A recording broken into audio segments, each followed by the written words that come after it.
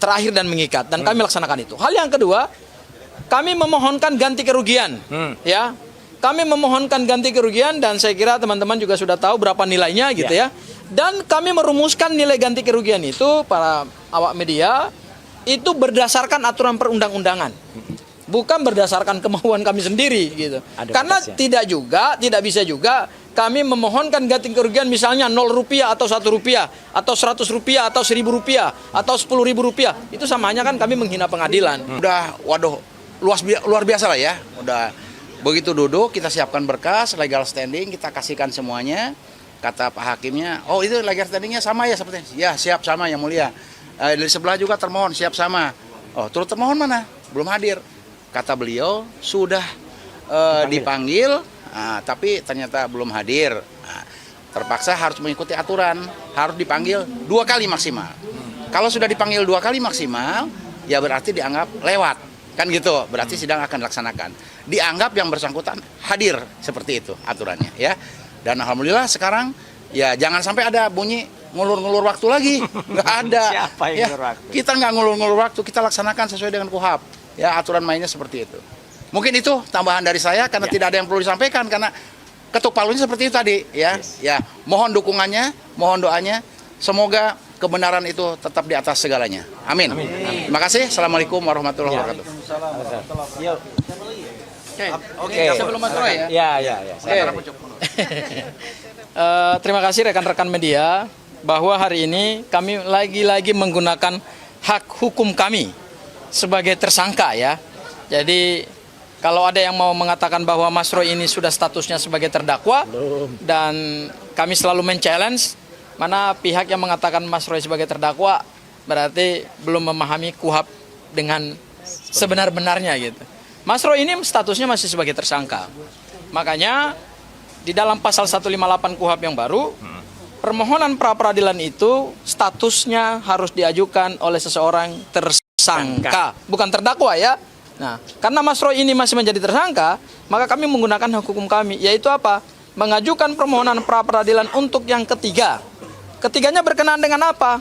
Berkenaan dengan pelaksanaan putusan pra-peradilan yang pertama, yaitu adanya pertimbangan hakim tunggal pra-peradilan di dalam rasio desiden di putusannya bahwa terhadap permohonan ganti kerugian maupun rehabilitasi akibat kesewenang-wenangan penyidik dalam melakukan penangkapan dan penahanan, monggo dimohonkan pada permohonan pra-peradilan yang lain dengan tenggang waktu tidak boleh melebihi 14 hari. Dan kami hari ini melaksanakan putusan hakim. Jadi kami datang ke Pengadilan Negeri Jakarta Selatan hari ini bukan lagi-lagi ingin menunda persidangan ya. Bukan. Karena kalau kami tidak melaksanakan putusan hakim, kami juga nggak patuh juga terhadap hukum gitu ya. Jadi ini tidak ada urusannya dengan framing di luar bahwa ini menunda-nunda persidangan, tetapi kami melaksanakan putusan hakim. Karena putusan hakim itu asasnya adalah res judicata pro varite habetur, yaitu putusan itu dianggap sah dan benar sepanjang belum dibatalkan. Karena putusan pra-peradilan ciri khasnya tidak ada upaya banding dan kasasi dan tidak bisa dibatalkan oleh pengadilan di atasnya, sehingga sifatnya adalah final and binding. Ya, terakhir dan mengikat, dan kami laksanakan itu. Hal yang kedua, kami memohonkan ganti kerugian. Ya. Kami memohonkan ganti kerugian, dan saya kira teman-teman juga sudah tahu berapa nilainya gitu ya. Dan kami merumuskan nilai ganti kerugian itu, para awak media, itu berdasarkan aturan perundang-undangan, bukan berdasarkan kemauan kami sendiri gitu. Karena tidak bisa juga kami memohonkan ganti kerugian misalnya 0 rupiah atau 1 rupiah atau 100 rupiah atau 1000 rupiah atau 10.000 rupiah. Itu samanya kan kami menghina pengadilan. Kenapa? Karena persidangan ini dilaksanakan dengan uang negara selama 1 minggu ya, 7 hari, dan telah ditunjuk hakimnya, telah ditunjuk panitranya. Masa hanya untuk permohonan 1.000 rupiah atau 10.000 rupiah atau 100.000 rupiah harus dilaksanakan pengadilan yang mahal seperti ini gitu. Oleh karena itu kami mengajukan nilai itu sesuai dengan batas yang diberikan oleh aturan perundang-undangan, dan hitungannya itu sudah sesuai. Kami tidak mungkin juga mengajukan 1 rupiah gitu. Itu kan sama aja kami menghina. Dan yang terakhir mungkin nanti ditambahkan oleh Mas Rez secara lebih detail bahwa kalaupun kami pada akhirnya memenangkan pra-peradilan untuk permohonan yang ketiga, nilainya itu tidak untuk kepentingan hukum Mas Roy, Tidak untuk juga Bang RH, tidak juga untuk saya, Mbak Soraya, kemudian Pak Yasena, Mbak Jeje, Mbak Azmi, dan yang lain. Enggak. Kami akan menggunakan itu untuk kepada pihak-pihak yang berhak menerima. Anggaplah itu semacam, ya mungkin sedekah. Ya, atau semacam hibah akibat dari salah tangkap. Betul, kesewenang-wenangan ya, bukan salah tangkap, kesewenang-wenangan penyidik dalam menangkap dan menahan Mas Roy. Saya kira itu Mas Roy dari saya. Baik. Oke. Terakhir adalah pengantin. Iya, pengantin. Pada saatnya Ya. menuju yang berbahagia. Bintang filmnya. Assalamualaikum warahmatullahi wabarakatuh. Ya, saya insya Allah tidak akan mengulangi atau menambahkan apa yang sudah disampaikan dengan sangat baik oleh para kuasa hukum saya, mulai dari Mas Refli Harun, Bu Soraya, tadi juga ada Pak Yasena, kemudian terakhir Mas Gafur, dan juga ada Bu Lisa dan lain sebagainya. Ya, yang pertama yang kami sampaikan adalah kami sangat serius sebenarnya dalam mengajukan pra peradilan ketika ini. Bukti kami sangat serius, Pak. Teman-teman juga harus lihat, tim kami semalam masih sampai jam 12 bahkan lebih dari jam 00 sudah ganti hari, sudah hari ini. Itu masih berada di salah satu stasiun TV.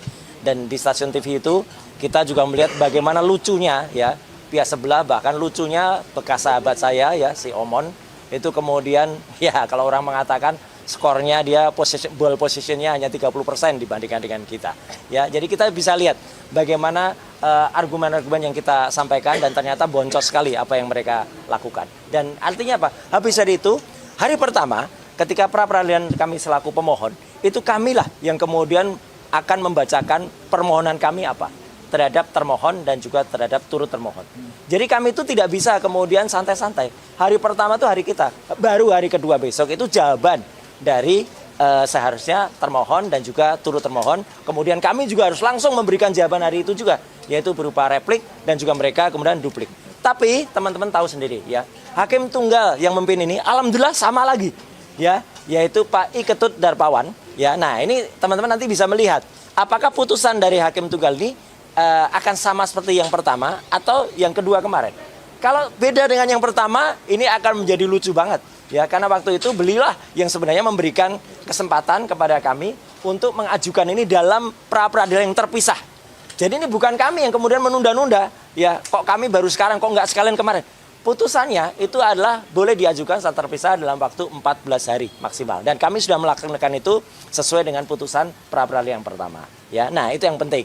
Jadi ini adalah kuasa dari Allah Subhanahu wa taala. Kami juga tidak mengerti awalnya tanggal 28 Juli yang akan datang hari Selasa, itu hakimnya kalau tidak salah adalah putri ya, seorang wanita ya, perempuan. Ya, tapi ternyata hakimnya begitu masuk terus sama lagi. Wah, ya udah. Jadi teman-teman nanti akan bisa menilai konsistensi dari hakim itu atau tidak. Itu aja udah, gampang kan? Jadi seharusnya memang konsisten seharusnya. Dan yang kedua atau yang terakhir yang ingin saya sampaikan, tadi sudah disampaikan oleh Mas Gafur dan juga oleh Mas Refli dan juga oleh Bu Soraya dan yang lain bahwa kami sama sekali tidak berkepentingan ekonomi untuk hal ini.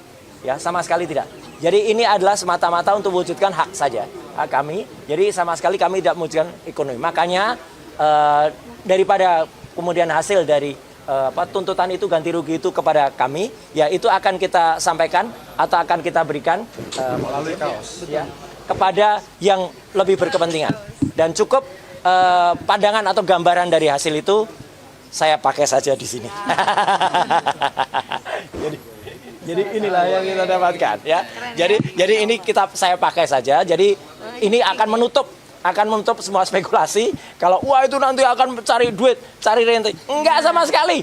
Sudah saya pakai ya gitu. Jadi silahkan kalau hasil itu ada nilai tertentu, itu akan disampaikan kepada yang lebih. Saya kira itu teman-teman semua ya. Silahkan ditunggu nanti seminggu ke depan untuk pra peradilan. Dan ini juga ini adalah petunjuk dari Allah Subhanahu wa taala. Insya Allah besok pagi kami akan tetap datang tapi di Jakarta Timur. Ya, kita akan membersamai Dr. Tifa, sahabat saya yang berjuang untuk besok mendengarkan ya putusan sela dari sidang Dr. Tifausia Tiasuma besok pagi. Sekian, terima kasih. Wassalamualaikum warahmatullahi wabarakatuh. Apa?